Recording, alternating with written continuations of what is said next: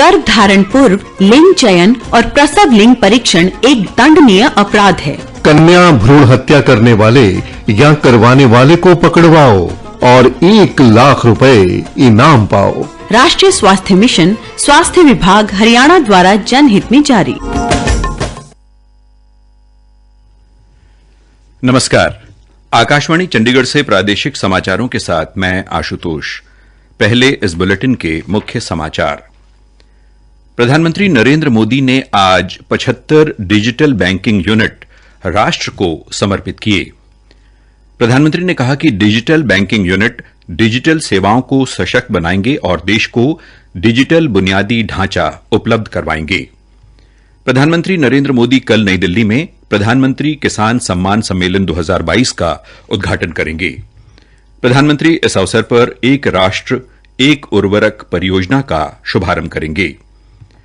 हरियाणा राज्य निर्वाचन आयुक्त धनपत सिंह ने स्पष्ट किया है कि ग्राम पंचायतों और अन्य पंचायत संस्थाओं का कार्यकाल 5 वर्ष ही रहेगा। कुरुक्षेत्र में 25 अक्टूबर को लगने वाले सूर्य ग्रहण मेले के दौरान श्रद्धालुओं के लिए प्रशासन की ओर से पुख्ता इंतजाम किए गए हैं। अब समाचार विस्तार से। प्रधानमंत्री नरेंद्र मोदी ने आज वीडियो कॉन्फ्रेंसिंग के जरिए 75 डिजिटल बैंकिंग यूनिट को देश को समर्पित किया। डिजिटल बैंकिंग यूनिट का उद्देश्य है कि देश के हर कोने तक डिजिटल बैंकिंग का लाभ लोगों तक पहुंचे। इसके जरिए लोगों को डिजिटल बैंकिंग से जुड़ी कई तरह की सुविधाएं मिलेंगी। इसमें बचत खाता खुलवाना, खाते में शेष राशि का पता करना, पासबुक प्रिंट करवाना, राशि का अंतरण करना, फिक्स्ड डिपॉजिट में निवेश करना, ऋण हेतु आवेदन करना, क्रेडिट डेबिट कार्ड हेतु आवेदन करना, कर व बिल का भुगतान इन डिजिटल बैंकिंग यूनिट से संभव होगी। इस अवसर पर प्रधानमंत्री ने कहा कि डिजिटल बैंकिंग यूनिट डिजिटल सेवाओं को गति देंगे और सुदृढ़ डिजिटल बैंकिंग संरचना प्रदान करेंगे। श्री मोदी ने कहा कि डिजिटल बैंकिंग यूनिट बैंक व वित्तीय प्रबंधन को बेहतर बनाएंगे और पारदर्शिता लाएंगे। प्रधानमंत्री ने कहा कि आम लोगों के जीवन को सरल व सुविधाओं को सुलभ बनाने के लिए किए जा रहे प्रयासों में डिजिटल बैंकिंग यूनिट महत्वपूर्ण कदम है और सरकार ने बैंकिंग सेवाओं को देश के हर व्यक्ति तक सुनिश्चित रूप से पहुंचाना मुख्य उद्देश्य रखा है। श्री मोदी ने कहा कि जनधन, आधार और मोबाइल सेवाओं ने लंबित मामलों में कमी लाई है और सीधे भुगतान लाभ से आर्थिक वितरण के क्षेत्र में पारदर्शिता बढ़ी है, क्योंकि पैसा सीधा लाभार्थियों के खातों में जा रहा है। प्रधानमंत्री ने गांव में लघु व्यापार कर रहे व्यवसायियों को पूरी तरह से डिजिटल लेन देन अपनाने का आग्रह किया। बैंक से अनुरोध करते हुए श्री मोदी ने कहा कि वे 100 व्यापारियों को अपने साथ पूर्ण रूप से डिजिटल लेन देन से जोड़ें ताकि देश को लाभ मिले। इस अवसर पर वित्त मंत्री निर्मला सीतारमण ने कहा कि विकास के लक्ष्यों को अर्जित करने के लिए तकनीक का सहारा लेना सरकार की पहचान है। उन्होंने कहा कि इन डिजिटल बैंकिंग यूनिट से आर्थिक साक्षरता बढ़ेगी। डिजिटल बैंकिंग को अपनाने हेतु प्रेरित करना आवश्यक है, क्योंकि ये न केवल सुरक्षित व तेज है, बल्कि इसमें लागत भी कम है और उपभोक्ता को डिजिटल लेन देन से लाभ होता है और समय की बचत होती है। भारतीय रिजर्व बैंक के गवर्नर शक्तिकांत दास ने कहा कि देश में 75 डिजिटल बैंकिंग यूनिट्स 75 जिलों में सिर्फ 6 महीनों के कम समय में स्थापित किए गए हैं। प्रधानमंत्री नरेंद्र मोदी कल नई दिल्ली में पीएम किसान सम्मान सम्मेलन 2022 का उद्घाटन करेंगे। ये सम्मेलन भारतीय कृषि अनुसंधान संस्थान द्वारा आयोजित किया जा रहा है, जिसमें पूरे देश से 13,000 से अधिक किसान और करीब 1,500 कृषि के क्षेत्र में कार्य कर रहे स्टार्टअप भाग लेंगे। इस सम्मेलन में विभिन्न संस्थानों के 1 करोड़ से अधिक किसानों की वर्चुअली भाग लेने की आशा है। इस सम्मेलन में शोधकर्ताओं, नीति बनाने वालों और कृषि क्षेत्र से जुड़े अन्य लोग भी शामिल होंगे। श्री मोदी किसान सम्मान सम्मेलन के दौरान कल 600 प्रधानमंत्री किसान समृद्धि केंद्र का भी उद्घाटन करेंगे। इस योजना के तहत देश की खादों की खुदरा बिक्री करने वाली दुकानें चरणबद्ध तरीके से प्रधानमंत्री किसान समृद्धि केंद्रों में बदली जाएंगी। सम्मेलन के दौरान प्रधानमंत्री श्री मोदी भारतीय जन उर्वरक परियोजना एक राष्ट्र एक उर्वरक परियोजना की शुरुआत करेंगे। इस योजना में श्री मोदी भारत यूरिया बैग्स का प्रारंभ करेंगे, जिससे उर्वरक निर्माण कर रही कंपनियां भारत नामक ब्रांड के जरिए अपना उत्पाद बाजार में बेच सकेंगी। किसान सम्मान सम्मेलन के उद्घाटन अवसर पर श्री मोदी कल प्रधानमंत्री किसान सम्मान निधि के तहत 12वीं किश्त के रूप में 16,000 करोड़ रुपए सीधे भुगतान योजना से किसानों के खातों में भेजेंगे।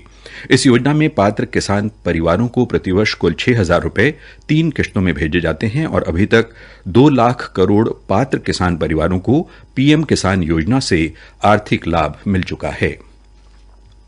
प्रादेशिक समाचार आकाशवाणी चंडीगढ़ से प्रसारित किए जा रहे हैं। हमारे राष्ट्रीय बुलेटिनों और ताज़ा समाचारों के लिए आप हमारी वेबसाइट newsonair.nic.in पर लॉग कर सकते हैं। हरियाणा राज्य निर्वाचन आयुक्त धनपत सिंह ने कहा है कि ग्राम पंचायतों, पंचायत समितियों तथा जिला परिषदों का कार्यकाल पूर्व की तरह 5 वर्ष ही रहेगा।